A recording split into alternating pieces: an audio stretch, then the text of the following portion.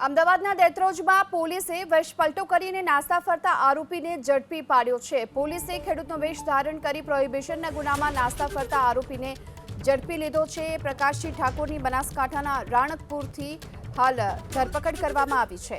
દેત્રોજ પોલીસે મોડી રાત્રે રાણકપુર ગામે જઈ આરોપીને ઝડપી લીધો।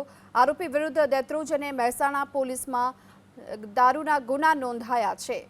ત્યારે પોલીસે ખેડૂતનો વેશ ધારણ કરી પ્રોહિબિશનમાં ફરાર આ આરોપીને ઝડપી લીધો છે, જેના વિરુદ્ધ દેત્રોજ અને મહેસાણા પોલીસમાં દારૂના ગુના નોંધાયેલા છે।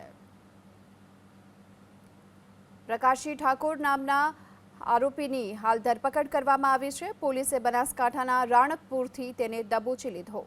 હાલ ધરપકડ કરવામાં આવી છે।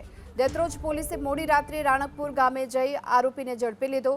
આરોપી વિરુદ્ધ દેત્રોજ અને મહેસાણા પોલીસમાં દારૂના ગુના નોંધાયા છે।